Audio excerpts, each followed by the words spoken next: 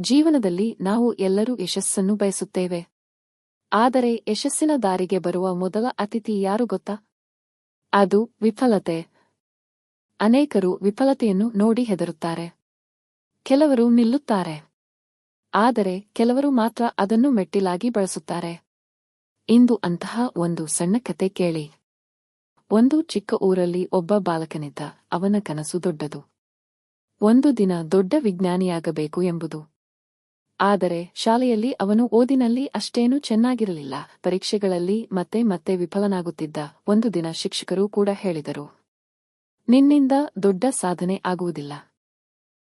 ಆ ಮಾತು ಅವನ ಹೃದಯವನ್ನು ತೀವ್ರವಾಗಿ ನೋಯಿಸಿತು.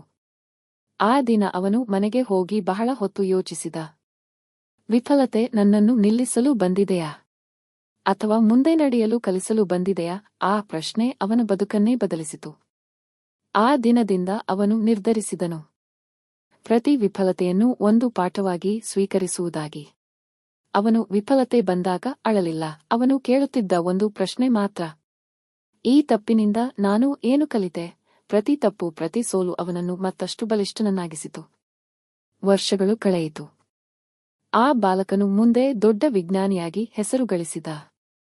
ಸ್ನೇಹಿತರೆ, ವಿಫಲತೆ ಎಂದರೆ ನಿಮ್ಮ ಕಥೆಯ ಅಂತ್ಯವಲ್ಲ, ಅದು ನಿಮ್ಮ ಯಶಸ್ಸಿನ ಕಥೆಯ ಮೊದಲ ಅಧ್ಯಾಯ ಮಾತ್ರ. ಪ್ರತಿ ಸೋಲು ಒಂದು ಪಾಠ, ಪ್ರತಿ ಪಾಠ ಒಂದು ಮೆಟ್ಟಿಲು. ಆ ಮೆಟ್ಟಿಲುಗಳನ್ನು ಹತ್ತುತ್ತಾ ಹೋದರೆ ಒಂದು ದಿನ ನೀವು ತಲುಪುವುದು ನಿಮ್ಮ ಕನಸಿನ ಶಿಖರ. ಆದ್ದರಿಂದ ನೆನಪಿಡಿ, ವಿಫಲತೆಯನ್ನು ನೋಡಿ ಭಯಪಡುವವರು ಸೋಲುತ್ತಾರೆ. ವಿಫಲತೆಯಿಂದ ಕಲಿಯುವವರು ಗೆಲ್ಲುತ್ತಾರೆ.